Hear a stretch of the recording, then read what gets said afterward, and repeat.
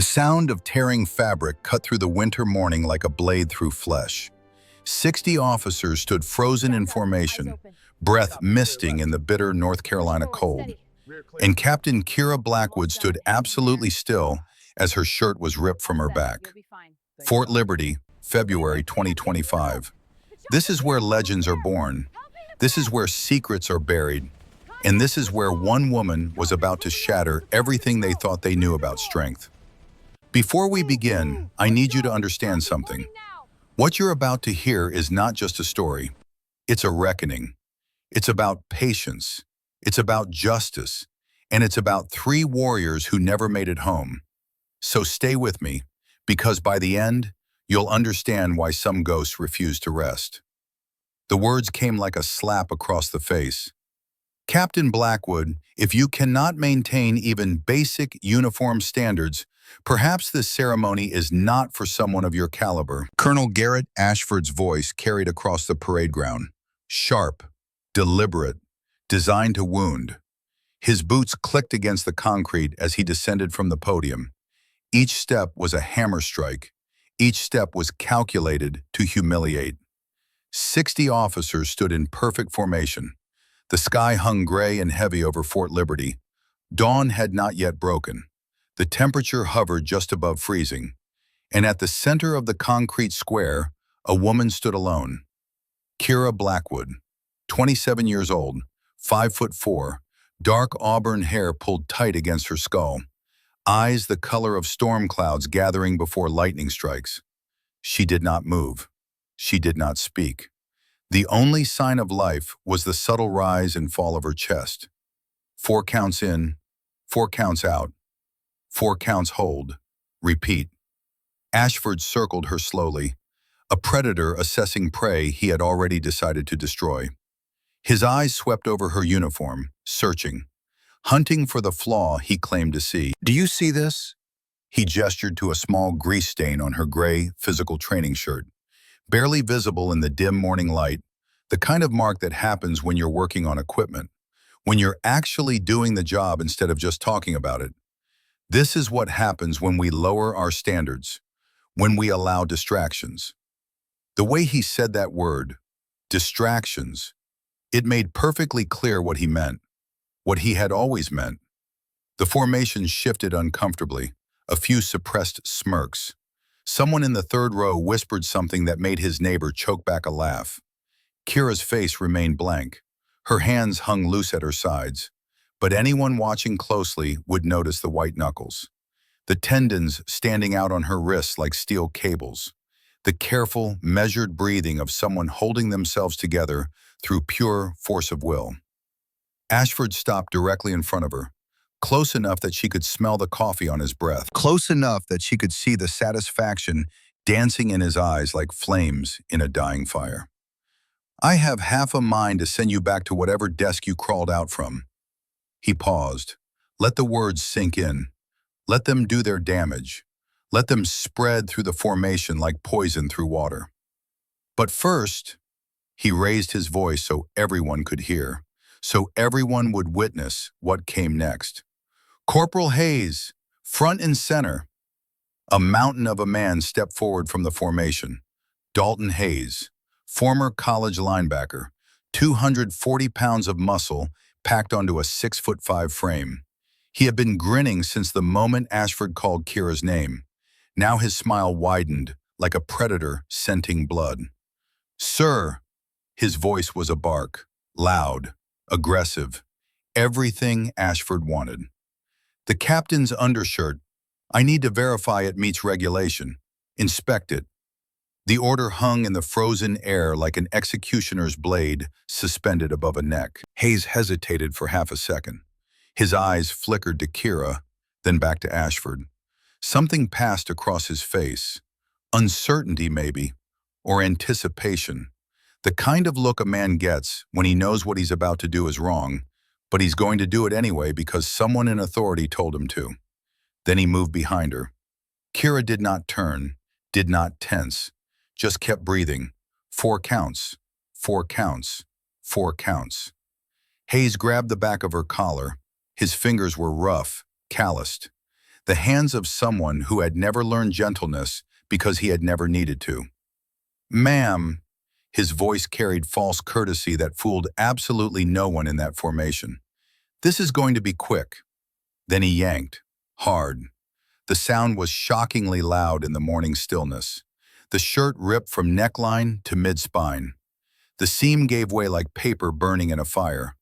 Cold air hit Kira's exposed skin, and gasps rippled through the formation like waves spreading from a stone thrown into still water. But they were not gasping because of the humiliation. They were gasping because of what the torn shirt revealed. Ink, dark and intricate, covering the entire expanse of her back from shoulder blade to shoulder blade. A massive bird of prey, wings spread wide like a banner of war, talons curled like weapons forged in ancient fires, beak sharp enough to tear flesh from bone.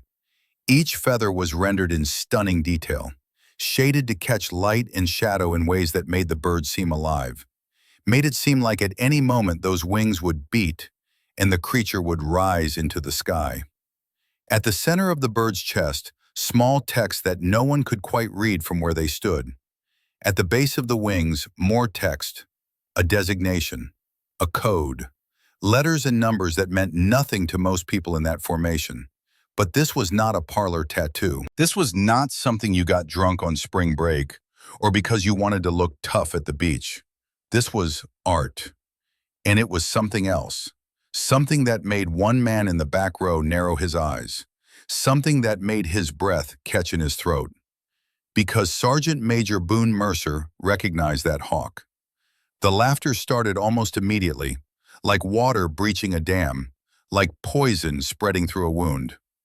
"Holy hell, that's one serious bird." Someone in the second row, his voice carried too loud, too eager. "Did she get that at a zoo?" Another voice, louder now. "Looks like she ran out of money halfway through." Snickers spreading like wildfire through dry grass. The formation relaxed. This was entertainment. This was sport. This was what they had been waiting for since Ashford started his little performance. Ashford stepped back, arms crossed, a satisfied smirk playing on his lips like a cat that had just caught a mouse and was deciding how long to let it suffer before the final bite. "Well, Captain, I must admit, that is impressive, in a certain light." He tilted his head mockingly, studied the tattoo like it was a child's drawing on a refrigerator. "Tell me, how much did that masterpiece cost?" "More than your signing bonus, I'd wager." More laughter, louder now. The formation had completely relaxed. They were enjoying this, feeding on it. 60 officers watching one of their own get torn down, and not one of them speaking up. Not one of them questioning whether this was right. Kira still had not moved. Her back was fully exposed now, the torn shirt hanging off her shoulders like rags. The morning sun crept over the horizon, catching the ink, making the hawk seem to shimmer, making it seem to move. Ashford leaned in closer, squinting at the small text near the bird's chest. He could not quite make it out from where he stood. The letters were too small, too precise. "What does it say? Something inspirational, I bet." He raised his voice for the crowd, playing to his audience like an actor on a stage. "Live, laugh, love." The formation roared. Hayes, still holding the torn fabric, grinned wide enough to show all his teeth. "Looks like one of those wannabe operator tattoos, sir. You know the kind. People get them when they watch too many action movies." Ashford nodded sagely, playing his part perfectly. "Ah, yes, the 'I wish I was a warrior' special. I've seen a dozen of these, usually accompanied by a CrossFit membership and a lifted truck with Punisher stickers." He turned to address the formation, his voice carrying the weight of a man who believed himself absolutely untouchable, a man who had done this before, who had gotten away with it before, who saw no reason why this time would be any different. "Let this be a lesson. You can dress yourself up. You can ink yourself from head to toe, but you cannot fake what matters: competence, experience, respect." He looked back at Kira, his eyes cold, his smile cruel. The smile of a man who enjoyed this, who fed on it. Get yourself a new shirt, Captain. And next time, try covering that artwork. This is a military installation, not a tattoo convention. He waved dismissively, like she was garbage he was tired of looking at. Dismissed. Kira exhaled slowly, 4 counts out. She turned without a word, without looking at anyone, without giving them the satisfaction of seeing hurt or anger or shame. She walked toward the nearest building. Her back remained straight, her pace measured, her dignity somehow intact despite everything they had taken from her. Behind her, the whispers continued, growing, spreading. Can you believe that? Probably got it done on spring break. I bet it's not even finished. Looks like she ran out of money. Who does she think she is? In the back row, Sergeant Major Boone Mercer did not join the laughter. He was 57 years old, 32 years in uniform, 3 combat deployments to Iraq, 2 Purple Hearts, a Bronze Star he never talked about because the men who earned it with him never made it home. He had seen things, done things, survived things that would break most men. And he recognized something the others did not. The style of that ink, the precision, the way it sat on her skin like a second identity, like something carved into her very bones. That was not civilian work. That was not something done in a shop on base or in some parlor downtown. That was military art. The kind done in field hospitals, the kind done in safe houses between operations, the kind that carried meaning, weight, history, the kind that was earned. He watched Kira disappear into the barracks. Then he glanced at the man standing next to him, Commander Nathaniel Brock, Navy SEAL, liaison for this joint training operation. 34 years old, built like a weapon, eyes that missed absolutely nothing. Brock was staring at the spot where Kira had stood. His expression was unreadable. His jaw was tight. His hands were clenched at his sides. Something on your mind, Commander? Mercer's voice was quiet, private, just between the two of them. Brock shook his head slowly, like he was trying to clear fog from his vision. Her posture. When Hayes grabbed her, he paused. She didn't flinch, didn't pull away, just stood there, completely still. So, Brock's voice dropped even lower. I've only seen that kind of stillness in people who've been through SEER training. Survival, evasion, resistance, escape. The kind of training reserved for operators who might be captured behind enemy lines. The kind where they teach you how to endure things that would break normal people. Mercer raised an eyebrow. You think she's something more than a liaison officer? Brock did not answer.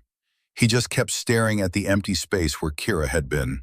His mind was working through possibilities, through memories, through fragments of something he could not quite grasp but knew was important. Inside the barracks bathroom, Kira stood in front of the cracked mirror. The torn shirt hung in tatters. The hawk stared back at her from the reflection. Wings framed by harsh fluorescent light, talons sharp, eyes fierce. She reached into her pocket and pulled out a small metal coin.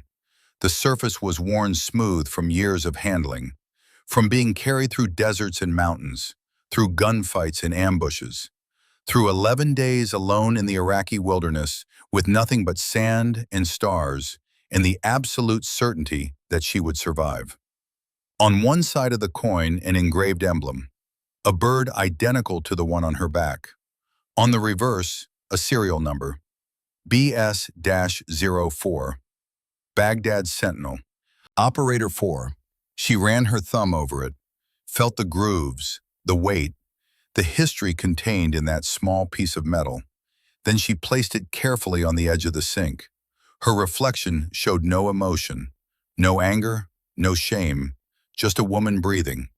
4 counts. 4 counts. 4 counts. Then, for the first time that morning, she smiled. It was not a happy smile. It was not a smile of relief or resignation. It was the smile of someone watching pieces fall into place. Someone who knew something no one else did.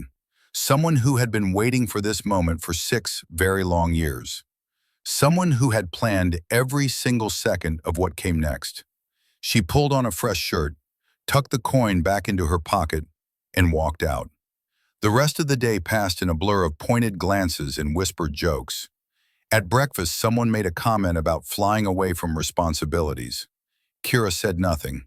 She ate her eggs, scrambled, no salt, black coffee, proper fuel. During the morning briefing, an instructor asked if she had any other surprises hidden under there. The room laughed. Kira took notes. Her handwriting was precise, controlled. Every letter the same height, every word the same spacing. By noon, her name was already being used as a punchline. Blackwood became shorthand for looking tough but being useless, for being all show and no substance. Lieutenant Drake Sutton, a signals officer with a talent for gossip and cruelty, started a group chat. The first message was a crude drawing of a bird with the caption, "Fort Liberty's newest mascot, the Do-Nothing Hawk." Within an hour, 25 people had joined, sharing jokes, making bets on how long before she requested transfer, how long before she broke. Kira saw none of it.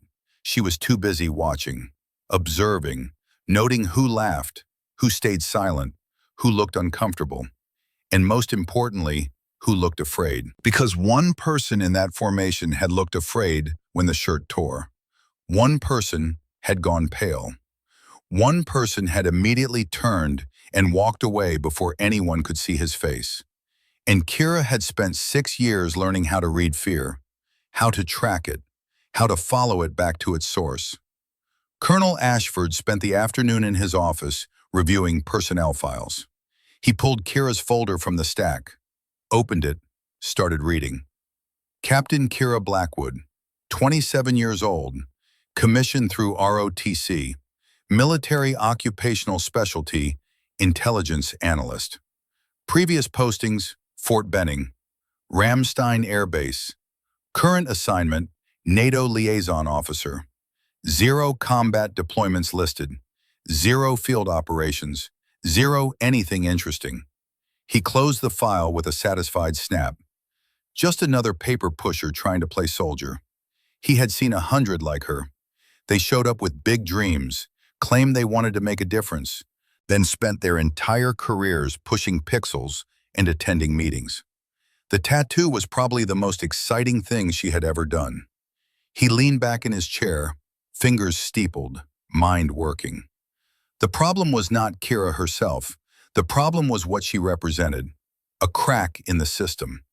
A reminder that standards were slipping, that people were getting soft, and Ashford could not afford cracks. Not now. Not with certain financial irregularities that needed to stay buried. Not with questions that could not be asked. Not with bodies that could not be exhumed. Better to remove the distraction early, make an example, show everyone that competence mattered more than appearance, more than diversity quotas, more than political correctness. He picked up his phone, dialed. "Major Cross, I need you to do something for me." The next morning, Kira was reassigned. Mission 1, Tactical Close Quarters Battle Drill, live fire exercise in the kill house. Ashford made the announcement personally during the morning briefing. His voice carried false warmth, the warmth of a man setting a trap. "Captain Blackwood, you'll be joining Bravo team for today's CQB training. Since you've been so eager to prove yourself, this should be a perfect opportunity." He smiled, thin, cold. "I've taken the liberty of arranging your equipment. Report to the range at 0800. The room went quiet. CQB drills were intense, high pressure, designed to push experienced operators to their absolute limits. Live ammunition, split-second decisions, room after room of simulated threats and hostages. Putting a desk officer into that environment was either a test or a setup, probably both. Kira nodded once. "Yes, sir." At the range, she found her gear waiting. A rifle, M4 carbine, old model, scratched stock. The sights were slightly off-center. Anyone with experience could see it immediately. A tactical vest, 2 sizes too large, hanging off her frame like a poncho. An earpiece that crackled with static even when turned off. Bravo team stood nearby, checking their own equipment. All men, all experienced, all watching her with expressions ranging from pity to amusement to something that might have been concern. Corporal Miles Brennan spoke first. "Ma'am, no disrespect, but have you done this before?" Kira adjusted the vest straps, pulled them tight, made the oversized gear work as best she could. "I'll manage." Brennan exchanged glances with his teammates. The look said everything. This was going to be a disaster. This was going to be dangerous. Someone was going to get hurt, and it was probably going to be her. "Right, well," he cleared his throat. "The drill is simple. 3-room clear. Hostage targets mixed with threat targets. We go in as a team, neutralize threats, secure hostages. You'll be rear security. Just stay behind us and don't shoot anyone by accident." The team leader stepped forward. Staff Sergeant Travis Donovan, 42 years old, 20 years in uniform, Ranger qualified, combat veteran of Iraq and Afghanistan. The kind of man who had seen enough to know when something was wrong. "Captain, if you're not comfortable with this, there's no shame in sitting it out. This is advanced training. People get hurt in here, even when everything goes right." Kira met his eyes, held his gaze. Her voice was flat, certain. The voice of someone who knew something they did not. "I'll manage." Donovan sighed, the sigh of a man who knew he had just lost an argument he never wanted to have in the first place. "All right, your call." The buzzer sounded, sharp, loud, final. The team stacked up at the entry point, 5 bodies pressed together, moving as one organism. Kira took her position at the rear, rifle held in low ready, finger outside the trigger guard, safety on until the moment she needed it off. The door breached, smoke, shouting. The team flowed in like water, finding the path of least resistance. Each man moving to his sector, covering angles, calling targets. Kira followed. They cleared the first room in seconds. 2 threat targets down, no hostages, standard, easy. They moved to the second room. This was where things went wrong. The team entered fast, too fast. They did not check the corner, did not clear the angle properly. A hidden threat target popped up. Metal silhouette painted to look like a man with a weapon. Standing in the corner, they had missed. Brennan swung his rifle, but his angle was bad. He would hit a hostage target if he fired. He froze. Donovan barked, "Hold fire, Brennan! Reposition!" But there was no time. The drill was live. The clock was running. If they did not neutralize the threat in 3 seconds, the scenario counted as a failure. In real life, that hesitation meant someone died. Donovan cursed under his breath. Then Kira moved.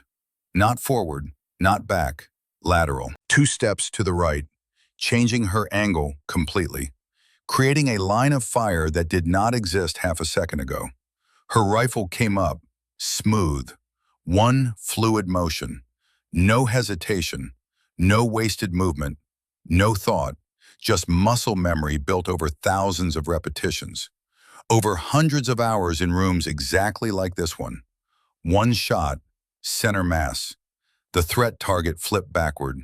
Brennan stared at her, his mouth hanging open. "How did you—" But Kira was already moving to the third room, already clearing the next angle, already doing the job while they stood there processing what had just happened. Donovan blinked, then followed. His mind was racing. His instincts were screaming. Something was very wrong here, or very right. He could not tell which. The third room was chaos. 4 targets, 2 hostages, tight angles, impossible geometry. The team spread out, calling targets, trying to find clean shots. But the room was too small. Bodies blocked lines of fire. Someone would have to take a risky shot. Someone would have to thread the needle. Kira did not hesitate.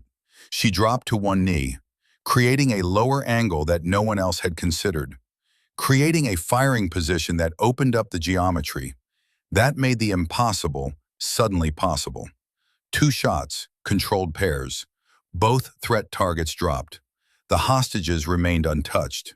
The drill ended. The range officer's voice crackled over the intercom. Clear. Time, 43 seconds. Silence. Complete. Total. The kind of silence that happens when reality shifts. When everything you thought you knew turns out to be wrong. Then the officer added something that made that silence even deeper. New facility record. Previous record was 51 seconds, held by a Delta Force instructor. The team stood frozen. Brennan looked at his rifle, then at Kira, then back at his rifle, as if checking whether he was holding the same weapon she was. What the hell? Donovan's expression had shifted, from annoyance to confusion to something that looked almost like fear. Captain, where did you learn to shoot like that? Kira safed her rifle, ejected the magazine, set the weapon down with the care of someone who had been taught to respect tools, to honor them. Practice. She walked toward the exit. Behind her, the team exchanged stunned looks. Brennan's hands were shaking. Donovan pulled out his phone, texted someone. In the observation booth, Mercer leaned forward. His coffee had gone cold. He had forgotten he was holding it. He had forgotten everything except what he had just witnessed. Rewind that. The technician complied. The footage played again, slow motion this time. Mercer watched Kira's footwork, the way she moved, pieing corners, low ready carry, perfect trigger discipline, every movement economical, efficient, trained. This was not practice. This was not something you learned at weekend classes or annual qualifications. This was muscle memory, the kind built over years, over deployments, over real gunfights where missing meant dying. He zoomed in on her hands, the way she gripped the rifle, thumbs forward, elbows tucked, exactly how Tier 1 operators held their weapons, exactly how people who did this for a living, not as a hobby, carried themselves. Mercer sat back slowly. Commander Brock, you need to see this. Brock arrived 10 minutes later. His boots echoed in the observation booth. His face was set in hard lines, the kind of expression a man wears when he knows something important is about to be confirmed. Mercer played the footage without comment. Let the images speak for themselves. Brock watched in silence. His eyes tracked every move Kira made. When it finished, he asked the technician to rewind to the moment she took the corner shot. Freeze frame. He studied the screen, her stance, her posture, the angle of her head, the way her body aligned with the weapon like they were one piece. That's a JSOC technique. Mercer nodded. Joint Special Operations Command. Specifically the way she indexes off the doorframe. That's taught at advanced CQB courses, the kind reserved for people who do hostage rescue for a living. Brock pointed at the screen, at the shot grouping visible on the replay. Did you see where her rounds landed? Mercer had seen. Both targets hit within a 2-inch circle at 15 feet, while kneeling, with a rifle that had misaligned sights. She compensated for the sight issue without test firing. That means she knew it was off the moment she picked it up, which means she knows her gear, really knows it. They stared at the frozen image. Kira's face was calm, focused, no adrenaline spike, no excitement, just someone doing a job they had done 1,000 times before. Brock pulled out his phone, scrolled through the digital records. Military personnel database, classified access. Says here she's an intelligence analyst. No advanced weapons training listed. No CQB school. No combat deployments. Then where did she learn? Brock did not answer. His fingers moved across the screen, typing, searching, accessing files that required clearances most people did not have. His face went pale. What is it? Brock turned the phone so Mercer could see. A document, heavily redacted, black bars covering most of the text, but certain words were visible. Operation Baghdad Sentinel. Iraq, 2019. Status, classified. And one name that made Mercer's stomach drop. Lieutenant Kira Blackwood, KIA, presumed. Brock's voice was barely above a whisper. She's supposed to be dead. At the range, Kira was alone. She had stayed behind after the team left, collecting her spent brass casings, an old habit, a ritual, something to do with her hands while her mind processed. She arranged them carefully on the concrete, 3 casings forming a small triangle. She stared at it for a moment, then scattered them with her boot. Old habits were dangerous. Old patterns could be recognized, and she was not ready yet. Not quite yet. She turned to leave and nearly collided with Sergeant Carter, the range officer. He held a clipboard. His pen was tapping nervously against the paper. "Captain Blackwood, that was impressive." Kira nodded once. "Thank you." Carter hesitated, clearly wanting to say more, clearly uncertain whether he should. The words came out in a rush. "I've been running this range for 8 years. I've seen Green Berets, Rangers, SEALs, Delta. You just beat all their times." Kira's expression did not change. "Favorable conditions. Wind was calm." Carter blinked. "Ma'am, this is an indoor range." "Exactly." She walked past him. Carter stood there, pen frozen mid-tap, mind trying to process what had just happened, what she had just said, what it meant. Then he looked down at his clipboard, at the target analysis. Every one of her shots had hit within the thoracic triangle, the kill zone, the area where bullets did the most damage. Not one stray round, not one wasted movement. He had seen thousands of shooters in 8 years, but only a handful shot like that, and all of them had one thing in common. They had seen real combat, real gunfights, real situations where missing meant dying. He pulled out his radio. "This is range control. I need to speak with Commander Brock. It's urgent." By evening, word of Kira's performance had spread through the camp like wildfire. But instead of respect, it sparked resentment, fear, anger at having their assumptions shattered, at being proven wrong. In the mess hall, Lieutenant Drake Sutton held court at a corner table. His audience hung on every word. His voice carried that special kind of confidence that comes from never having been truly tested. "So she got lucky on one drill. Big deal. Probably been practicing that specific scenario for weeks." Someone asked the obvious question.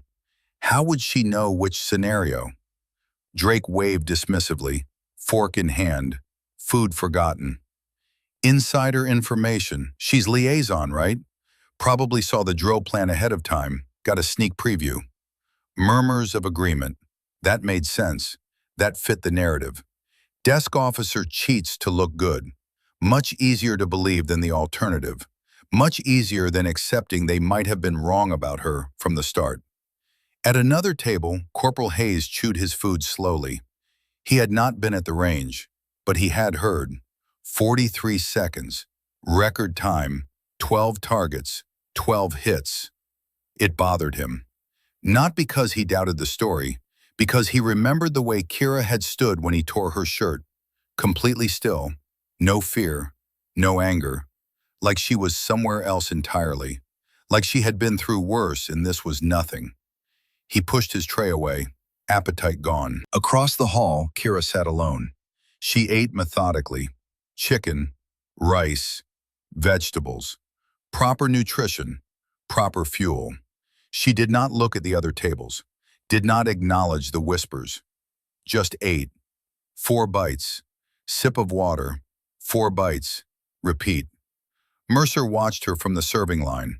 The way she ate, the way she sat, even that was controlled, disciplined.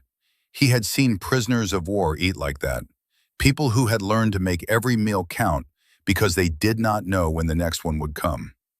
That night in his quarters, Brock could not sleep. He kept thinking about the footage, about the way Kira moved. It reminded him of something, someone, a memory from years ago, hazy and incomplete, fragments that would not quite connect. He had been 29, fresh off a deployment to Syria, Assigned to a convoy escort mission. Standard job, protect a VIP analyst traveling between safe houses. The analyst had been quiet, small, unassuming. Brock had barely paid attention to her. Just another suit they had to babysit while real operators did real work. Then the IED hit. The lead vehicle disintegrated. Fire, smoke, screaming, metal raining from the sky. Brock's Humvee flipped. He remembered being trapped under twisted steel, bleeding, fading, the world going gray at the edges. And then hands, small hands, pulling him free. A voice, calm, steady. Stay with me. 4 counts in, 4 counts out. The analyst had dragged him to cover, applied pressure to his wounds, called for medevac, stayed with him until the helicopter arrived. He had passed out before he could see her face clearly. When he woke up in the field hospital, she was gone. The official report listed her as civilian contractor, identity redacted for operational security. He had tried to find her, to thank her, but the trail went cold, like she had never existed. Brock sat up in bed, heart pounding. 4 counts in, 4 counts out. That was what Kira whispered during her breathing exercises. The same cadence, the same rhythm. He had heard it when he passed her in the hallway yesterday. He grabbed his laptop, opened the classified personnel database, started searching. Civilian contractors, Syria, 2017 to 2019. Redacted identities, cross-referenced with medical personnel, intelligence analysts, female, age range 22 to 28. The search returned 43 results. He narrowed it down, added filters, combat casualty care certification, SEER training, language skills, Arabic, Pashto. The list shrank. 20 results, 10, 5. Then one name appeared with a notation that made his blood run cold. Captain Kira Blackwood. Assignment, Baghdad Sentinel Intelligence Cell. Status, KIA, 2019. Record sealed. Brock stared at the screen. Killed in action. But she was here, alive, walking around, breaking records, which meant either the database was wrong or someone had faked her death. And people only fake their deaths when they were hunting something or someone. He closed the laptop. Tomorrow he would start asking questions. Tonight he would lie awake wondering what kind of ghost had just walked into their camp, and whether the people who laughed at her had any idea what they had unleashed. The next morning came faster than Brock wanted. He found Mercer at the coffee station, 0600. The older man looked like he had not slept either. You saw it too. It was not a question. Mercer nodded. KIA status, Baghdad Sentinel. I pulled what I could from the archives. Most of it's redacted, but I found fragments. He handed Brock a folder. Physical copies, the kind that could not be traced through digital access logs. Brock flipped through the pages. Mission reports with entire paragraphs blacked out. Personnel files that ended mid-sentence. After-action reports that referenced operators by numbers instead of names. And then he found the abort order, April 12, 2019. Operation Nightfall. Target, high-value ISIS commander. Baghdad Sentinel had been 48 hours from capture. Then Colonel Garrett Ashford authorized an emergency abort. Reason listed, intelligence compromise. Source classified. 3 operators died during the failed extraction. One was listed as Lieutenant Kira Blackwood. Brock stared at the death certificate. It was thin, bare.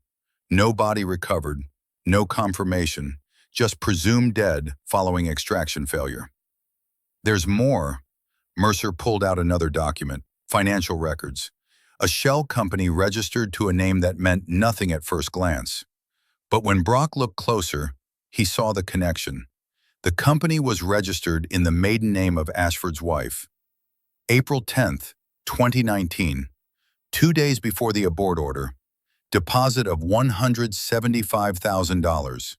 Origin traced to a holding company linked to a Russian national named Konstantin Volkov, arms dealer, suspected of selling American military secrets to hostile nations. Ashford sold them out. Mercer's voice was flat, hard. He took money to abort the mission, and 3 operators died because of it. Brock felt something cold settle in his chest, something that made his hands shake. And Kira's been waiting 6 years to prove it. They both turned to look out the window. Across the camp, Kira was already on the parade ground, running laps alone. Her pace was steady, relentless, like a machine that would never stop until the job was done. What do we do? Brock's jaw tightened. We watch, we document, and when the time comes, we choose a side. You've already chosen. Brock did not deny it. The signals exercise began at 0900.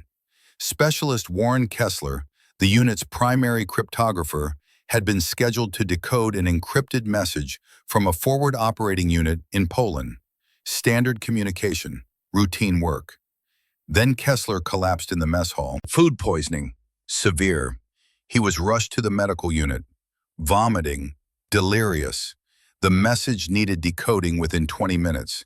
It contained targeting coordinates for a live-fire drone exercise.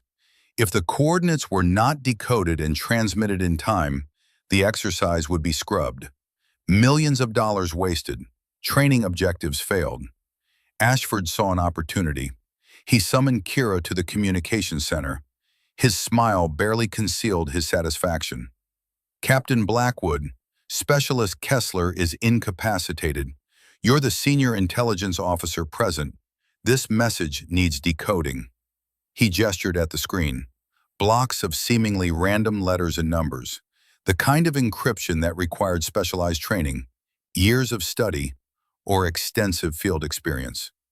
Headquarters says they can send a replacement cryptographer, but it'll take 45 minutes. We have 20. The room was full of people, signals officers, technicians, all watching, all waiting to see her fail. Can you handle it? Kira looked at the encrypted text. Her expression was neutral. I can try, sir. Ashford's smile widened. Please do. He left the room. The clock started. Drake stood nearby, arms crossed, grinning. Captain, if you need help, just say so. No shame in admitting this is over your head. Kira did not respond. She pulled a chair to the keyboard, stared at the message. 10 seconds passed. 20. Someone whispered. She has no idea. Then Kira's fingers started moving. She pulled up a blank document, began writing. Not typing, writing. Pen on paper. Old school. The way people did it before computers. Before software. When cryptography was an art instead of a program. Caesar variant, she muttered under her breath, talking to herself, working through the problem out loud. Rotating key, timestamp seed. Drake frowned. What? Kira ignored him. She scribbled numbers, letters, cross-referencing them with the message timestamp. Her hand moved fast, confident, no hesitation, no uncertainty. 3 minutes passed, then 5. The room was silent except for the scratch of pen on paper. Everyone watching, everyone waiting, everyone expecting her to give up, to admit defeat, to prove she was exactly what they thought she was. At the 8-minute mark, Kira stopped writing. She typed a long string of text into the decryption software. Hit enter. The screen flickered, then clear text appeared. Coordinates, instructions, mission parameters, all correct, all perfectly decoded.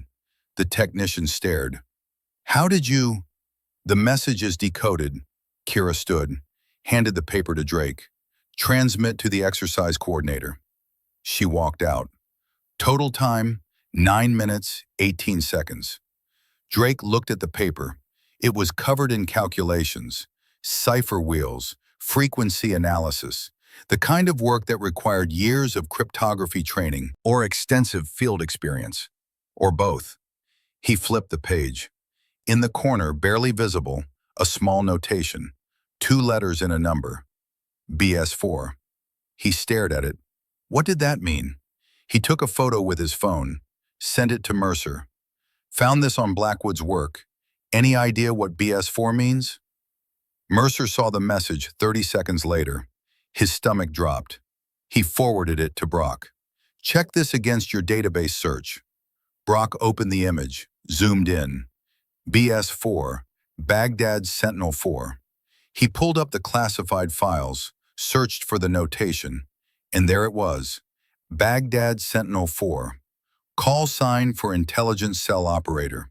Specialization, signals intelligence and cryptography.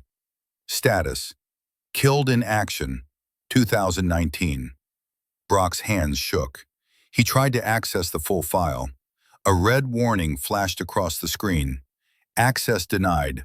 Clearance insufficient. He escalated the request to his SEAL Command liaison. 10 minutes later, his phone rang. Commander Brock, this is Captain Sheffield at JSOC Operations. You just flagged a file that's been sealed for 6 years. Why? Brock chose his words carefully. I believe one of the operators listed as KIA may still be alive and currently operating under a false identity at this facility. Silence on the other end.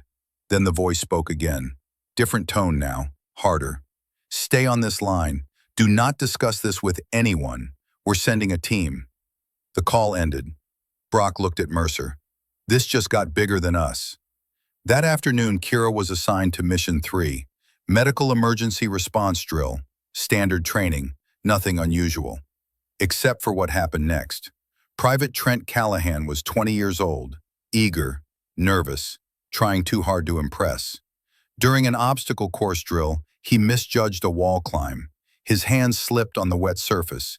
He fell 12 feet onto gravel.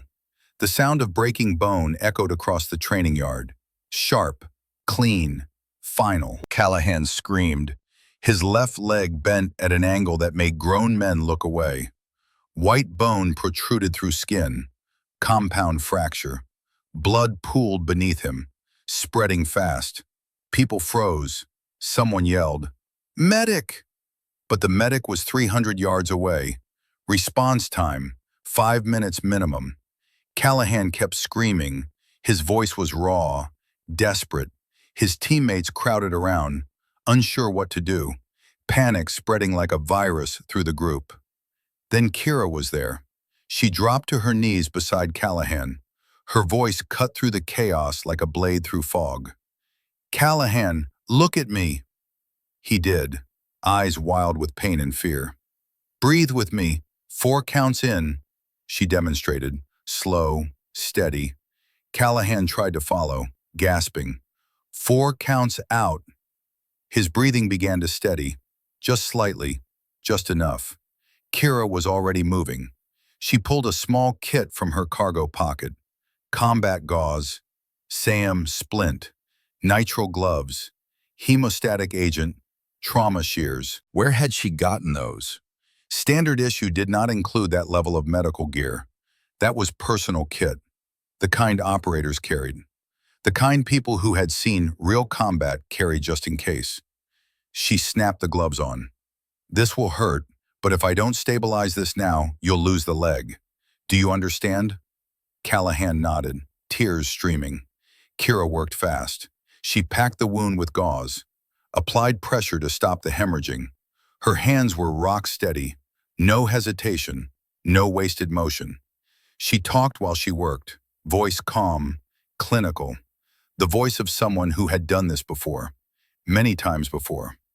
The human body can lose about 15% of its blood volume before shock sets in.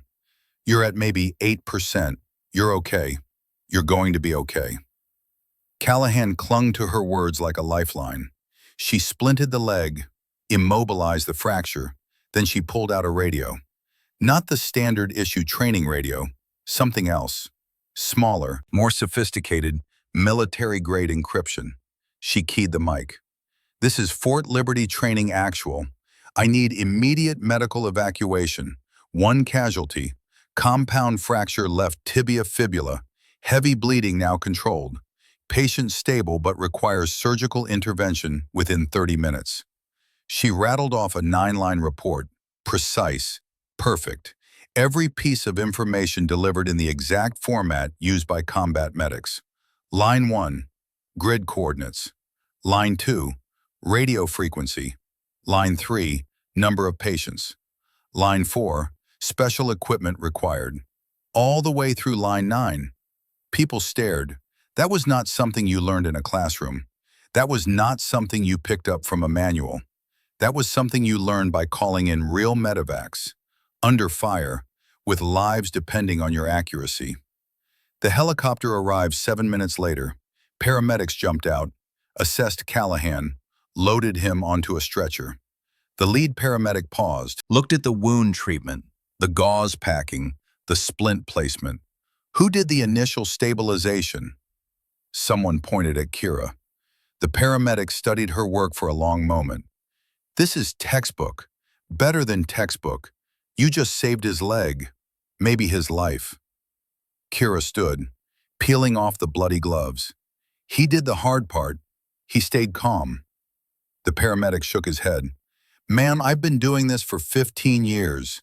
What you just did, that's Tactical Combat Casualty Care, TCCC, the kind they teach Special Operations medics. Where did you train? Kira did not answer. She just walked away. Behind her, the crowd murmured. Something had shifted. The whispers sounded different now, less mocking, more uncertain, more afraid. Mercer pushed through to the front. He looked at the blood-soaked gravel, the discarded medical packaging. His eyes narrowed. He picked up one of the glove wrappers, standard military issue, but the lot number on the packaging was old. Pre-Divi Tukstoshi Divdesmit. These gloves had been in someone's personal kit for years, which meant Kira carried her own trauma supplies just in case. The way operators did. The way people who expected violence carried themselves. Mercer folded the wrapper carefully, put it in his pocket. Evidence. At the field hospital, Callahan was prepped for surgery. His mother was contacted. The prognosis was good. Full recovery expected. The attending surgeon reviewed the intake notes, frowned. Who performed the field stabilization? This is graduate-level trauma care. The nurse checked the chart. A Captain Blackwood, liaison officer. The surgeon read the notes again. Then he called the base commander. Sir, we may have a problem. Or an asset. I'm not sure which. That evening, Kira was summoned to Major Owen Cross's office. Cross was the administrative officer, thin, balding, the kind of man who lived for paperwork and regulations. Ashford's right hand. He did not look up when she entered. Captain Blackwood, I've been asked to conduct a review of your medical certifications. Kira stood at attention. Sir, Cross pulled a file from his desk. According to your records, you have basic first aid training. Completed 6 years ago, nothing advanced, certainly nothing that would qualify you to perform emergency field medicine. He finally looked at her. Yet you just executed a 9-line medevac request and provided TCCC-level care that, according to the surgeon, saved Private Callahan's leg and possibly his life. Kira said nothing. Cross leaned back. So either our records are incomplete or you have skills that aren't documented. Which is it? I learned from experience, sir. What experience? Your file lists you at Fort Benning and Ramstein. Desk assignments, no field time, no deployments. Where exactly did you gain this experience? Kira met his gaze. Sometimes people learn skills outside official channels, sir. Cross stared at her for a long moment. Then he closed the file. I'm going to pretend this conversation never happened. But understand something, Captain. People are starting to ask questions. And when people ask questions, they tend to find answers, whether you want them to or not. Kira nodded. Understood, sir. She left. Cross watched her go. Then he picked up his phone. Colonel Ashford, we need to talk about Blackwood. Immediately. That evening, the camp felt different. The laughter had stopped. The jokes had faded. Something was wrong, and everyone could feel it. Drake's group chat had gone quiet. The last message posted 3 hours ago had no replies. What if she's not just a liaison? The question hung there, uncomfortable, unanswered. In the mess hall, Hayes sat alone, pushing food around his plate. He kept thinking about Kira's hands, the way they moved when she treated Callahan. Fast, certain, the hands of someone who had done this before, many times. He thought about the moment he had ripped her shirt, the way she had not flinched, not reacted, just stood there breathing. 4 counts in, 4 counts out. He had seen that before. In survival training, the breathing technique they taught you for interrogation resistance, for withstanding pain, for enduring things that would break normal people. His fork clattered against the plate. What had he done? Across the room, Kira ate alone. Same as always, methodical, controlled. But tonight she was watching Ashford. The colonel sat at the officers' table, laughing at something Cross had said, relaxed, confident. He had no idea. Kira finished her meal, stood, walked past Ashford's table on her way out. She did not look at him, did not acknowledge him. But Ashford looked at her, and for just a moment, something flickered in his eyes. Fear. He covered it quickly, turned back to Cross, laughed louder. But Mercer saw it from his seat in the corner. Ashford was scared. And scared men made mistakes.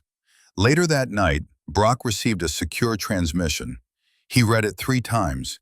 Each time his chest tightened a little more. He found Mercer at the motor pool. JSOC team arrives tomorrow. 0600. Full briefing requested. Mercer nodded slowly. It's happening. Whatever she's planning, it's happening soon. They looked out the window. Kira's quarters were dark, but they knew she was not sleeping. Ghosts did not sleep. They waited. Mercer turned back to Brock. What do we do?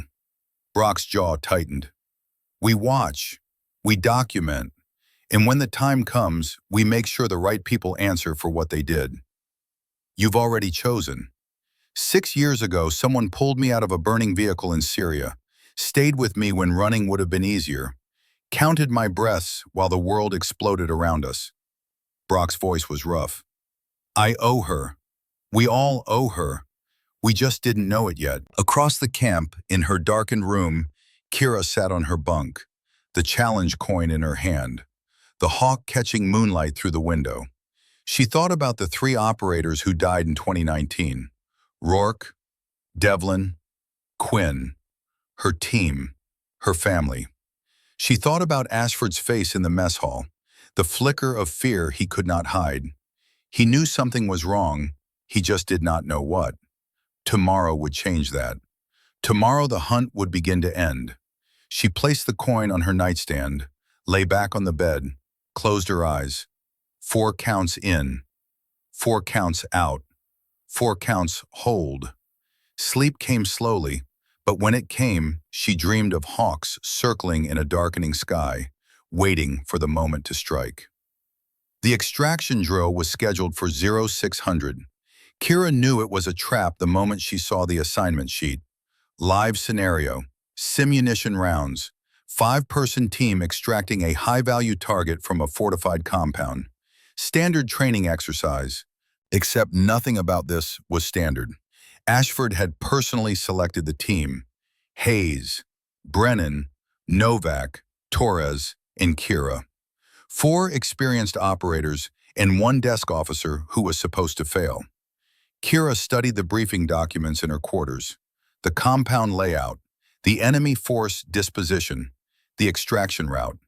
She spread the papers across her bunk, traced the lines with her finger, memorized every detail. Something was wrong. The map showed 12 enemy role players, light resistance, easy scenario for a 5-person team. But the building assignments did not match. Too many positions marked, too many angles covered, too many places for things to go wrong. This was not light resistance. This was an ambush. Ashford wanted her to fail, publicly, spectacularly, in a way that would justify removing her from the camp permanently. That would discredit everything she had done. That would bury the questions people were starting to ask. He did not know she had been waiting for exactly this moment. At 05:45, the team assembled at the staging area. The sky was still dark, stars fading as dawn approached. The air was cold enough to hurt. Hayes checked his weapon. His movements were mechanical, robotic. He had not looked at Kira directly since the medical incident. Guilt did that to people, made them unable to meet the eyes of the person they had wronged. Brennan loaded his magazines. Professional, focused. He had stopped making jokes about her 3 days ago, right after the CQB drill, right after watching her shoot better than anyone he had ever seen. Novak and Torres stood apart, whispering. Their body language was tense, uncertain. Kira approached them. "Something on your mind?" Novak hesitated, then spoke quietly, his voice barely above a whisper. "Ma'am, this scenario doesn't feel right. The force ratio is off. Way off." Torres nodded, agreement in his eyes. "I pulled training records. This compound has never been used for a 5-person extraction. Minimum team size is 8. Always." Kira looked at both of them, reading them, measuring them. "What are you saying?" Novak's voice dropped even lower. "Someone wants this to go wrong, and I think you're the target." Kira did not deny it, did not confirm it, just held their gaze. "Will that change how you operate?" Novak straightened. Something hardened in his face. "No, ma'am. We follow the mission. We follow our team leader." Torres added, "But you should know. We're watching your back, whatever happens in there." Kira nodded once. Appreciated. She walked to where Hayes stood alone. He tensed as she approached, like a man expecting to be struck. "Corporal." "Ma'am." His voice was tight, controlled, barely holding together. "The map is wrong, you know that." Hayes did not answer. His jaw clenched, his hands gripped his rifle tighter. "The question is whether you knew before today." Hayes finally looked at her. His eyes were haunted, dark circles underneath.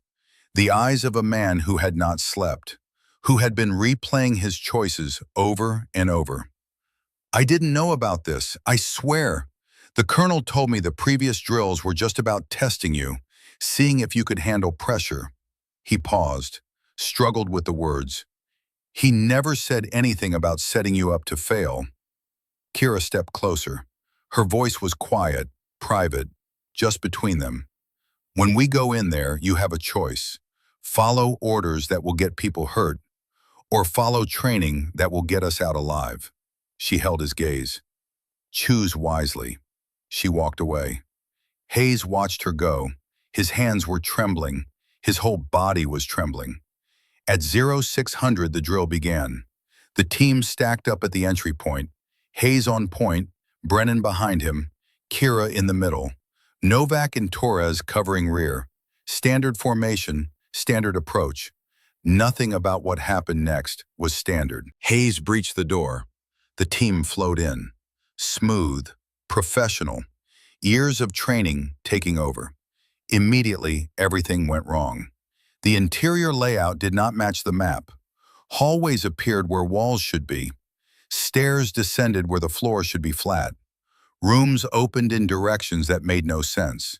Someone had reconfigured the entire building. Hayes cursed under his breath.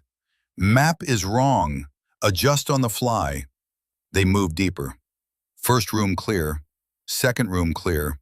The compound was too quiet, too empty, the kind of quiet that came before violence. Then the ambush hit. Role players emerged from everywhere.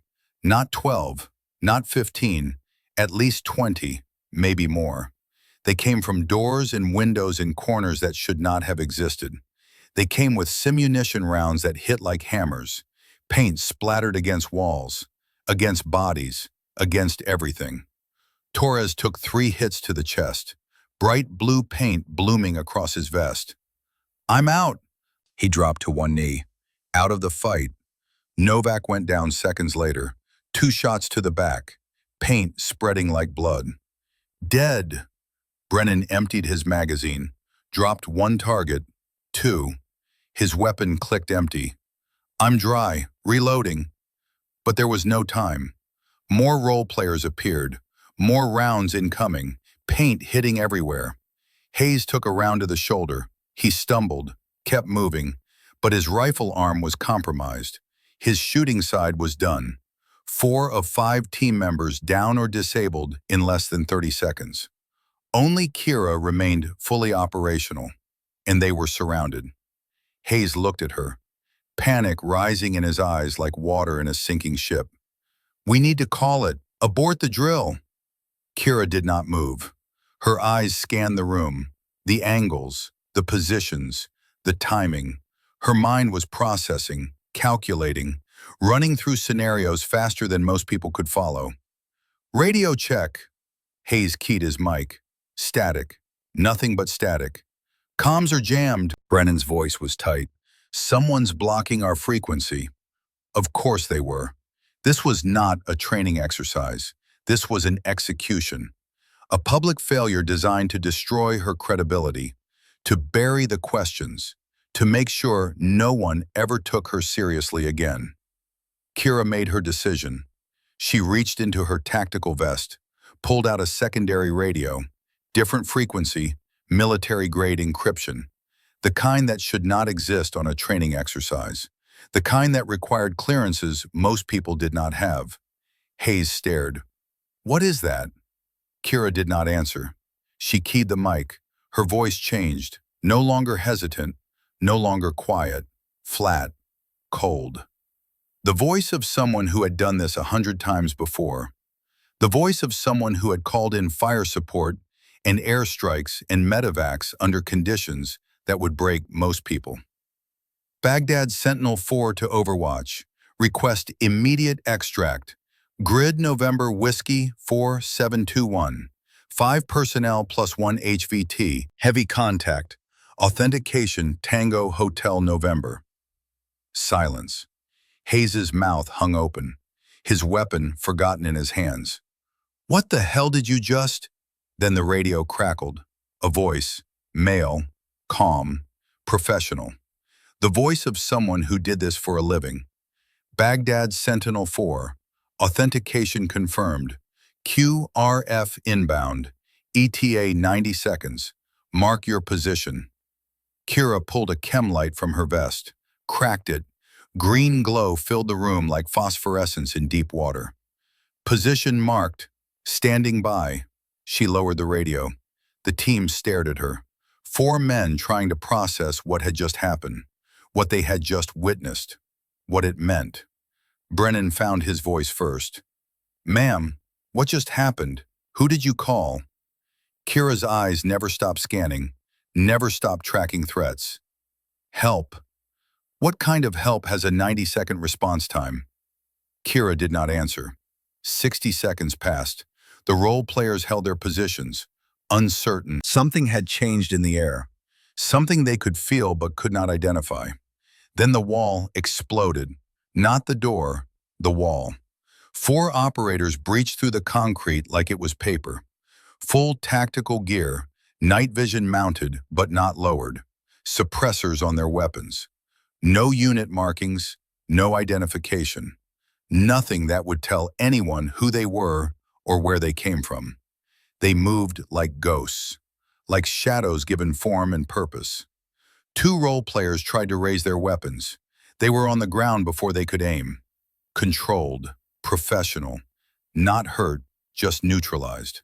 The lead operator swept the room, identified the team, moved to Kira.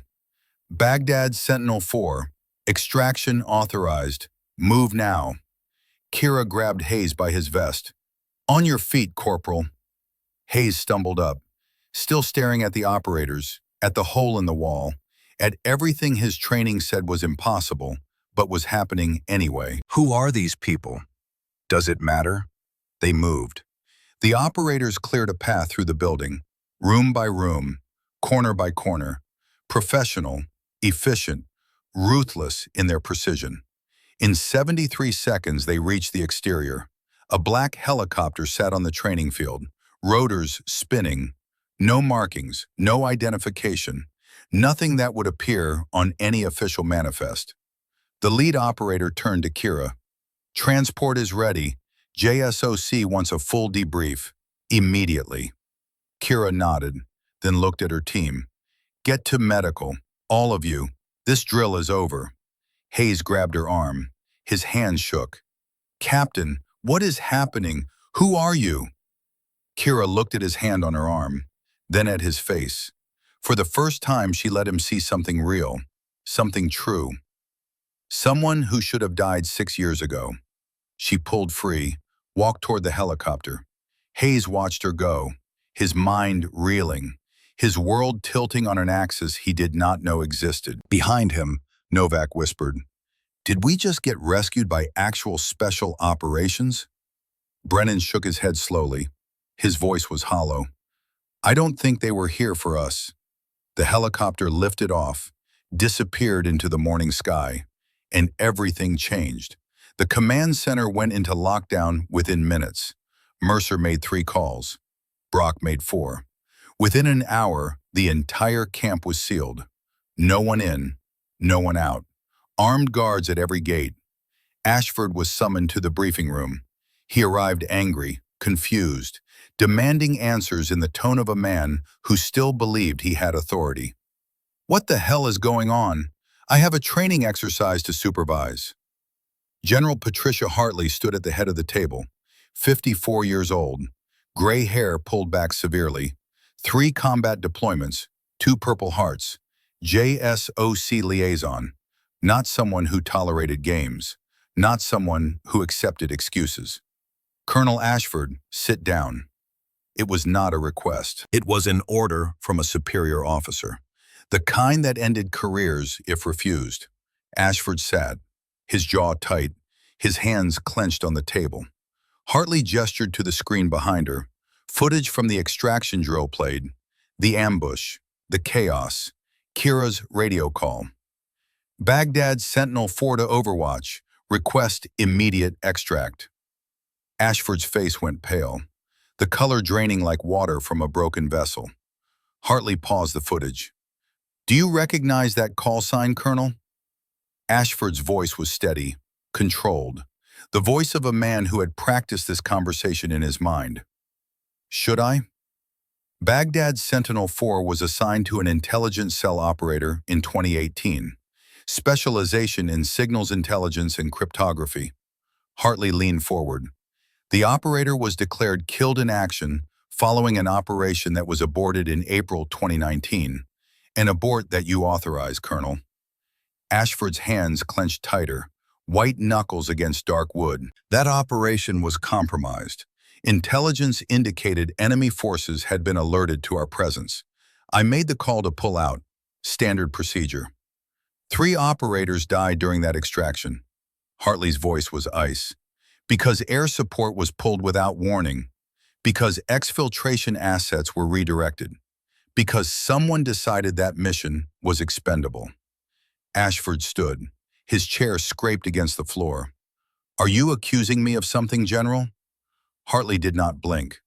"I'm asking you to explain why Captain Kira Blackwood, listed as KIA for 6 years, is currently walking around your training camp, and why she seems very interested in your command decisions."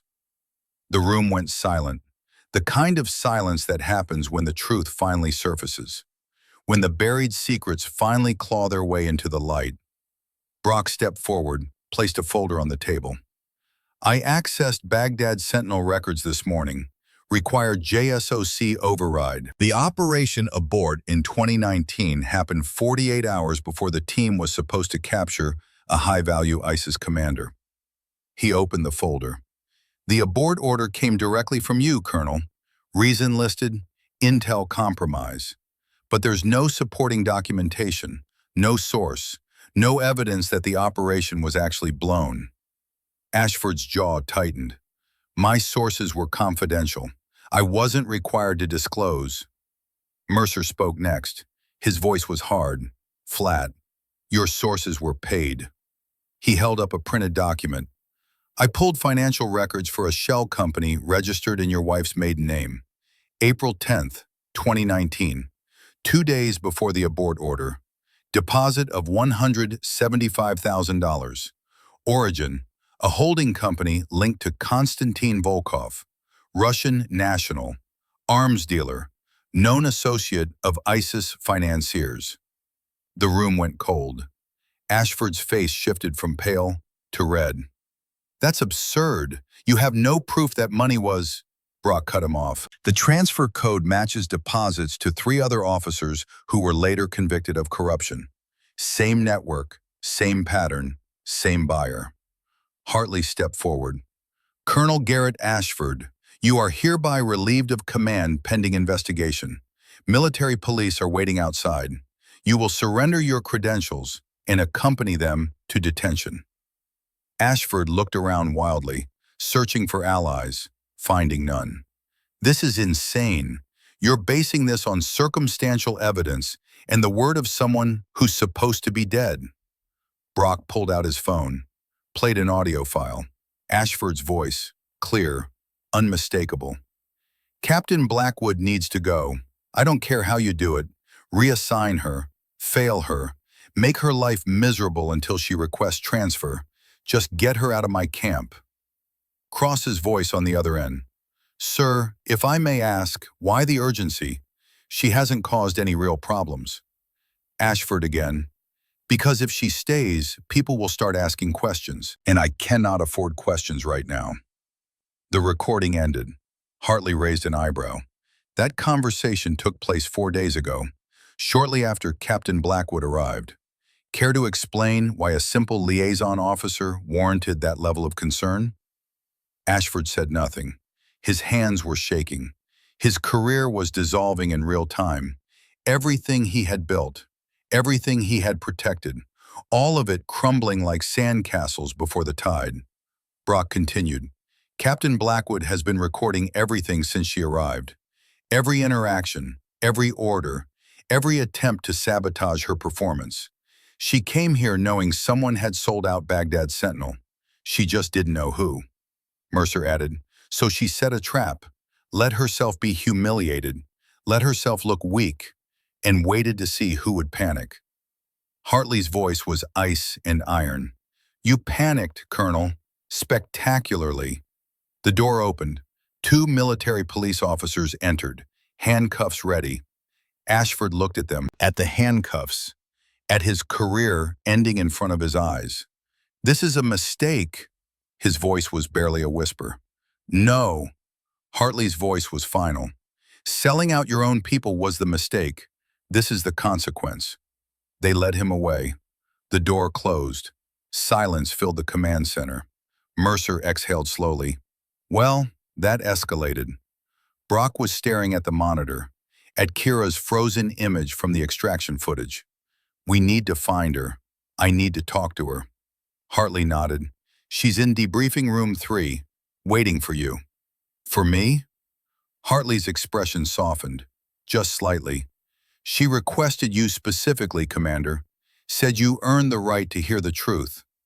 Brock looked at Mercer, then walked toward the door. The debriefing room was small. Bare walls, single table, 2 chairs. Kira sat facing the door, still in her tactical gear, still calm, still controlled. Brock entered, closed the door behind him. For a long moment, neither spoke. Then Kira broke the silence. You figured it out. The convoy, Syria, 2018. Brock sat down across from her. You were the analyst, the one who pulled me out of the burning vehicle. Kira nodded. You were 29, bleeding out, fading fast. I didn't think you'd make it. But you stayed. I always stay. Brock leaned forward. Why? Why go through all of this? The humiliation, the abuse, weeks of letting them tear you apart. Why not just present the evidence and arrest Ashford from the start? Kira was quiet for a moment. When she spoke, her voice was different, softer, more human than Brock had ever heard. Because arresting him doesn't fix the system. It just removes one corrupt officer. I needed to show that the system allowed this to happen, that someone could target an officer, sabotage their career, destroy their reputation, and no one questioned it. Her voice hardened. Everyone saw me get torn down. Everyone watched, and most did nothing. That's the real problem. Ashford is just a symptom. The disease is the culture that let him get away with it for so long. Brock absorbed her words. So this wasn't just about catching Ashford. It was about exposing the infrastructure that enabled him and creating a record so the next person who speaks up has evidence that the system failed before and that it got fixed. Brock sat back. You planned this from the beginning. Every detail. I had 6 years to plan, 6 years of being dead, 6 years of watching people like Ashford get promoted while my teammates rotted in unmarked graves. Her eyes met his. Rourke, Devlin, Quinn, those were their names. The 3 who died because Ashford sold our location. They had families, lives, futures, and he traded all of it for $175,000. Brock's throat tightened. I'm sorry. Don't be sorry. Be better. Make sure it never happens again. Silence. Then Brock asked the question he had been carrying since that day in Syria. When you pulled me out, you said something. I've never forgotten it. Kira waited. You said, not today, not on my watch. What did you mean? Kira looked at her hands, scarred, calloused, the hands of someone who had saved lives and taken them. I meant exactly what I said. That day wasn't going to be your last, because I decided it wouldn't be. Because some things are worth fighting for, even when the odds say you shouldn't. Brock felt something shift in his chest, something that had been broken for years, finally settling into place. Thank you. For everything. Kira nodded. You turned out okay, Commander. That's all the thanks I need. She stood. Now I have paperwork to sign, reports to file, and a network to burn down. Brock stood with her. What do you mean? Kira walked to the door, paused with her hand on the handle. Ashford was just a customer. Someone was selling, and I intend to find every single one of them. She opened the door. Ramstein Air Base, Germany. That's where the trail leads next.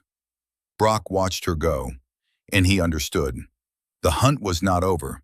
It was just beginning. The news spread through the camp like wildfire. Colonel Ashford arrested. Military police everywhere. Lockdown in effect.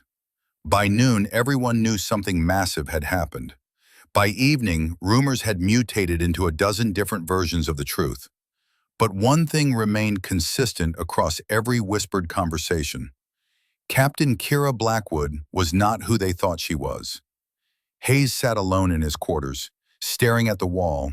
His hands had not stopped shaking since the extraction drill. He kept replaying it.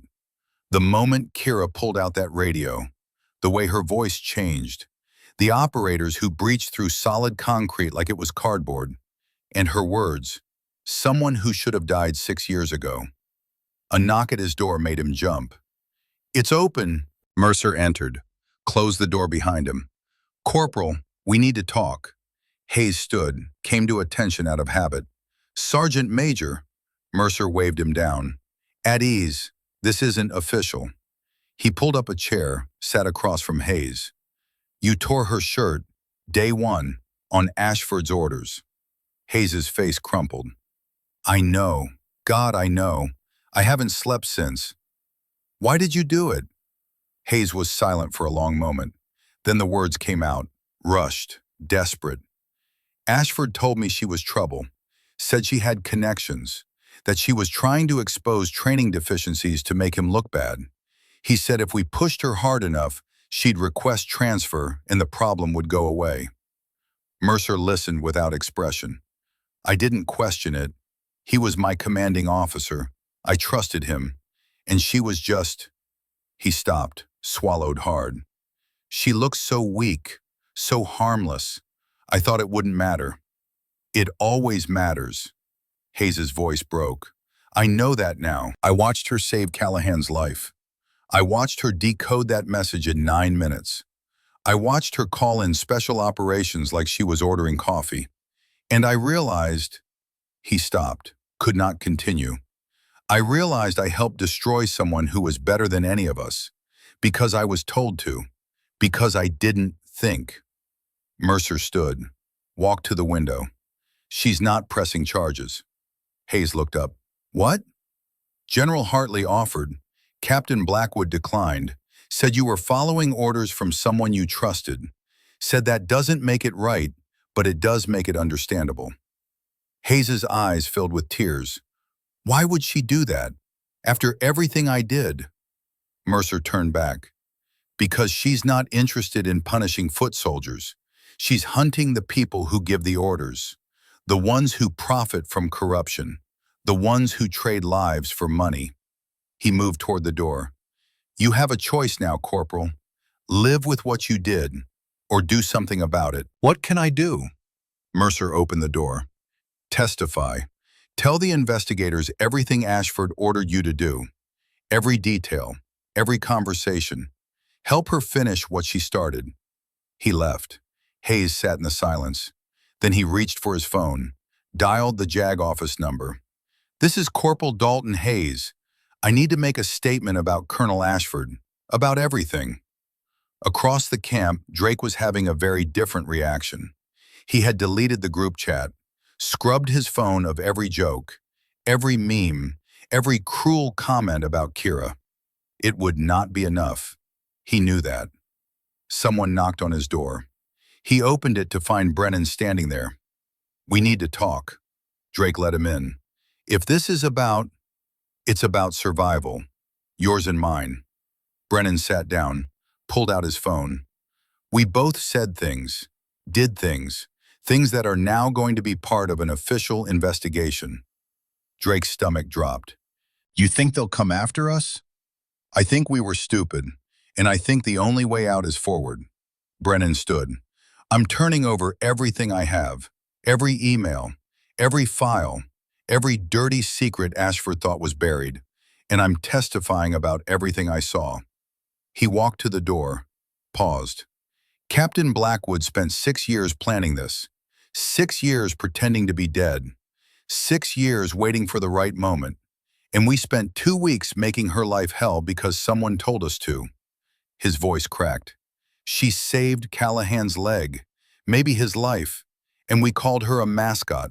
We laughed at her tattoo. He could not finish. Drake spoke quietly. What was the tattoo really? Brennan looked back. Baghdad's Sentinel, unit insignia. The operators who wear it completed multiple successful covert missions. The people who earn that ink are the ones who go where no one else can, who do what no one else will. He opened the door. She was a hero, and we treated her like garbage. He left. Drake sat alone in the dark. Then he pulled out his phone, started typing. A message to Kira, direct, simple. Captain Blackwood, I have no right to ask for forgiveness, but I want you to know I will cooperate fully with the investigation, and I am sorry for everything. He hit send. 3 hours later, a reply came. Received. Thank you for your honesty. Actions speak louder than apologies. Show me who you really are. Drake read it 5 times. Then he got to work. That evening, Kira was summoned to General Hartley's office. The general sat behind her desk. Files spread across the surface. A bottle of whiskey and 2 glasses to one side. Close the door, Captain. This is off the record. Kira obeyed, sat across from Hartley. The general poured 2 drinks, pushed one across. You earned this. Kira took the glass, did not drink. Hartley studied her. 6 years. You spent 6 years building this case, living as someone else, watching from the shadows. That takes a special kind of patience. Patience is just anger that learned to wait. Hartley smiled, thin, knowing. I read your real file, the one behind the redactions. 12 covert operations, 9 successful target acquisitions, 3 combat rescues. You pulled Commander Brock out of that convoy when you were 23 years old. Most operators twice your age would have run. Running wasn't an option. It's always an option. You just chose not to take it. Hartley leaned back. JSOC wants to offer you a position. Instructor at SERE school. teaching survival and resistance techniques to the next generation of operators. You've proven you can endure anything. We need people like you training others. Kira finally took a sip of the whiskey, let it burn. I appreciate the offer, ma'am, but I'm not done. Done with what? Kira set the glass down. Ashford was one man, one customer in a network that spans multiple bases, multiple countries, multiple years. The money that paid him came from somewhere, went to others. There are people still in uniform right now who sold out their own soldiers for profit. Her voice hardened. I have names, locations, financial trails, and I intend to follow every single one. Hartley was quiet for a long moment. That kind of operation requires authorization, resources, support. I know, and you're asking me for them. I'm telling you I'll do it anyway, with or without support. The only question is whether JSOC wants to help or stay out of my way. Hartley laughed, genuine, surprised. You have guts, Captain, I'll give you that. She opened a drawer, pulled out a folder. This arrived 2 hours ago. Encrypted transmission from JSOC Command. She slid it across the desk. Kira opened it, read the contents. Her expression did not change, but her hands tightened on the paper. Phase 2. Operation Nightfall continues. You have authorization to pursue the network. Full JSOC backing. Whatever resources you need. Hartley stood, walked around the desk. But Kira, this is personal for you. I understand that. Rourke, Devlin, Quinn, they were your family, and Ashford helped kill them. She put a hand on Kira's shoulder. Don't let vengeance consume you. Justice and revenge aren't the same thing. One builds, the other destroys. Choose wisely. Kira looked up at her. I chose a long time ago, ma'am. I chose justice, even when it would have been easier to disappear, even when every part of me wanted to put a bullet in Ashford's head and walk away. She stood. I didn't do this for revenge. I did it so no one else has to lose what I lost. So no other team gets sold out by someone they trusted. So the next Kira Blackwood doesn't have to spend 6 years pretending to be dead. Hartley nodded slowly. Then go finish what you started, and when it's done, there's a teaching position waiting if you want it. Kira walked to the door. Thank you, General, for everything. Thank me by coming back alive. Later that night, Brock found Kira at the motor pool. She was loading a vehicle, spare clothes, medical supplies, communications equipment, everything she would need for the next phase. You're leaving. It was not a question. Kira did not stop packing. Early morning, before sunrise, Brock leaned against the vehicle. Ramstein, that's the first stop. There are 3 more after that. How long? Kira paused, finally looked at him. However long it takes, weeks, months, there's no timeline for this kind of work. Brock was quiet for a moment. Then he reached into his pocket, pulled out a small object, a challenge coin, SEAL team insignia on one side, his unit number on the other. Take this. Kira looked at the coin. I can't accept. You saved my life. 7 years ago in a burning vehicle. You pulled me out when you could have left me. You stayed when running would have been smarter. He pressed it into her hand. This coin is the only thing I have that means anything. Take it. And when things get dark, when you're alone and exhausted and wondering if any of it matters, look at it. Remember that you made a difference, that someone is alive because of you. Kira closed her fingers around the coin. The metal was warm from his hand. Nathan. My name is Nathan. Kira smiled. Faint. Real. Nathan. Thank you. Brock stepped back. Promise me something. What?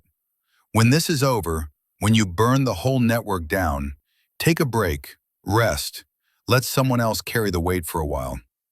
Kira did not answer. Brock sighed. You're not going to promise, are you? I don't make promises I can't keep. She finished loading the vehicle, closed the rear door. But I'll try. When it's done, if there's anything left of me. Brock nodded. It was enough. Good luck, Captain. Kira, my name is Kira. She climbed into the driver's seat, started the engine. Through the window, Kira looked at him one last time. Nathan, you turned out okay. That matters more than you know. She put the vehicle in gear, drove away. Brock stood in the darkness, watching the taillights fade. Behind him, Mercer appeared. She's going to burn down the whole network. Brock nodded. Yes. Think she'll survive? Brock thought about the convoy, the fire, the small hands pulling him from wreckage, the voice counting breaths while the world exploded around them. If anyone can, it's her. Mercer grunted. I hope you're right. They stood in silence as the last of the taillights disappeared into the night. Inside the vehicle, Kira drove east. The challenge coin sat on the seat beside her. Brock's coin on one side, her own Baghdad Sentinel coin on the other. 2 pieces of metal, 2 lives saved, 2 promises kept. She thought about Rourke, about Devlin, about Quinn. She thought about Ashford's face when the handcuffs closed around his wrists. The fear, the disbelief, the moment he realized it was all over. That moment had been worth 6 years of waiting. But it was not enough. The network was still out there, still operating, still trading lives for profit, and she was going to find every last one of them. Her phone buzzed. Encrypted message. JSOC sends regards. Targets confirmed. Ramstein Air Base, Germany. 3 subjects. Logistics, contracting, financial administration. Evidence secured. Awaiting your arrival. Below the text, 3 attachments. She would review them later, when she was closer, when the operation was live. For now she drove. The road stretched ahead, dark and endless. Behind her, a camp full of people who would never forget what they had witnessed, who would never look at a quiet officer the same way again. She had taught them something, all of them, that appearances deceive. That silence is not weakness. That patience is its own kind of power. And that some ghosts do not rest until their work is done. Kira pressed the accelerator, the engine roared, and the night swallowed her whole. 3 months later, the final piece fell into place. Ramstein Air Base, Quantico, Fort Benning, 11 officers arrested, 7 contractors, 4 civilian accomplices, but the most dangerous target still remained. Lieutenant Colonel Franklin Vale sat in his home office in Quantico, Virginia, surrounded by awards, commendations, photographs with generals and senators, the face of a decorated officer, the truth of a traitor. Kira entered through the back door, silent, invisible, the way Baghdad's Sentinel operators moved. Vale looked up from his computer. His hand moved toward the drawer where he kept his sidearm. I wouldn't. Kira's voice was cold, final. Vale's hand froze. He studied her. Recognition flickered in his eyes. Captain Blackwood, I wondered when you'd come. You know who I am. I know what you are. Baghdad's Sentinel, the operative who was supposed to die in Syria. He leaned back in his chair. Calm. Too calm. You should have stayed dead. A lot of people would still be alive. Kira's jaw tightened. 3 operators died because of the network you helped build. Rourke, Devlin, Quinn. They trusted the system. They trusted people like you. Vale smiled, cold, calculating. You think this is about money? It stopped being about money years ago. It's about power, control, the ability to decide who lives and who dies. He stood slowly. Your team wasn't the first we sacrificed, and they weren't supposed to be the last. Volkov pays well for American blood, and there's always someone willing to sell. Kira's finger tightened on her weapon. Give me one reason not to end this right now. Vale's smile widened. Because you're not an executioner, you're an investigator. You want justice, not revenge. That's what makes you predictable. That's what makes you... The front door exploded inward. 4 JSOC operators flooded the room. Full tactical gear, weapons raised. Vale tried to run. He made it 3 steps before they had him on the ground, hands cuffed behind his back, face pressed into the floor. Kira knelt beside him. "You were right about one thing, Colonel. I am an investigator. But justice doesn't mean I have to do everything myself." She stood. "Take him, and get the safe. Everything inside goes to evidence." The operators complied. Vale was dragged out, screaming threats, making promises, offering money. No one listened. And with that arrest, the network collapsed completely. The trials would take months. The revelations would shake the military to its core. But for now, justice had been served. Arlington National Cemetery, June 2025. The morning sun filtered through oak trees planted decades ago. A light breeze carried the scent of fresh-cut grass. In a quiet corner, 3 new headstones stood in perfect alignment. Each one bore the Baghdad Sentinel insignia. Each one carried words that would never be forgotten. Sergeant First Class Michael Rourke, Baghdad Sentinel, Operator, 1988 to 2019. Silent, lethal, unforgotten.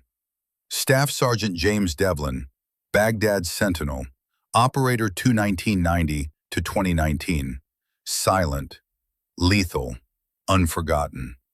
Corporal First Class Daniel Quinn, Baghdad Sentinel, Operator 3, 1992 to 2019. Silent, lethal, unforgotten. Kira Blackwood stood before them, Major now. The silver oak leaf on her collar caught the morning light.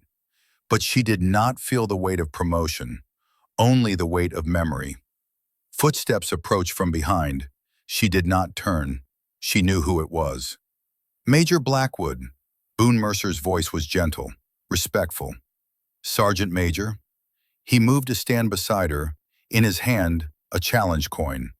Operation Iraqi Freedom 2007, worn smooth from 18 years of carrying. They stood in silence for a long moment, letting the weight of 3 names settle between them. "The families came yesterday," Mercer said quietly. "Rourke's daughter, she's 8 now. Devlin's parents, Quinn's sister." Kira's throat tightened. "Did they?" "They know. Everything. What their men did, what was done to them, and what you did to make it right." Mercer turned to face her. "Quinn's sister asked me to give you something." He pulled out a photograph, faded, creased. 4 operators in desert camouflage. Rourke's arm around Devlin's shoulders. Quinn grinning at the camera. And Kira, younger, before the wait, before the waiting, before she became a ghost. She said Quinn carried this in his wallet. Every mission, every op, she thought you should have it. Kira took the photograph. Her hands trembled. "We were supposed to rotate out together. 3 more months and we'd all be stateside. Rourke was going to meet his daughter for the first time. Devlin had a job lined up as a police officer. Quinn," her voice broke, "Quinn was going to propose to his girlfriend." Mercer put a hand on her shoulder. "You gave them justice. You gave their families answers. You changed the system that failed them. That's more than most people ever get. It doesn't bring them back." "No, it doesn't." More footsteps. Kira turned. Nathan Brock approached, dress blues, full medals. He moved with the careful precision of someone who understood the weight of this ground, of these names. With him, Dalton Hayes. No longer the mountain of arrogance, smaller somehow, humbled. His eyes were red-rimmed. And Drake Sutton, thin, nervous, carrying a manila folder like it was the most important thing in the world. Brock stopped a respectful distance away, nodded to Mercer, then to Kira. "Major, we didn't mean to interrupt." "You're not." Hayes stepped forward. His massive frame seemed diminished, like the weight of what he'd done had physically shrunk him. "Major Blackwood, His voice failed. He tried again. "I wanted to say this in person, not through testimony, not through written statements, face to face." He met her eyes, forced himself to hold her gaze. What I did to you was wrong. Following orders doesn't excuse it. Being lied to doesn't excuse it. I helped humiliate someone who deserved respect, someone who had earned honor through sacrifice I can't even imagine. Tears streamed down his face. I'm teaching at West Point now, ethics and leadership. Every class I tell them about you, not by name, but about the officer who endured abuse to expose corruption, who chose patience over vengeance, who changed the system instead of just punishing individuals. He pulled something from his pocket, a challenge coin, Fort Liberty Instructor Corps. This is all I have that means anything. It's not enough. It'll never be enough. But I want you to have it. As a reminder that what you did mattered, that people learned, that we're trying to be better. Kira looked at the coin, then at Hayes. Keep it, Corporal. I'm a captain now, ma'am. Then keep it, Captain. And remember this feeling every time you look at it. Remember what happens when we follow orders without thinking. When we judge people by appearance instead of character. She stepped closer. You made a choice to testify, to tell the truth when lying would have been easier. That took courage. Use that courage to make sure the next generation doesn't make the same mistakes. Hayes nodded, unable to speak. He stepped back. Drake came forward. His hands shook as he held out the manila folder. Major, I compiled every communication in the group chat, every joke, every cruel comment, every time we mocked you behind your back. He opened the folder, screenshots, messages, timestamps.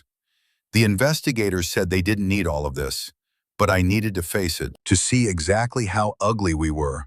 His voice dropped to a whisper. I helped create a culture where people thought this was acceptable, where cruelty was entertainment.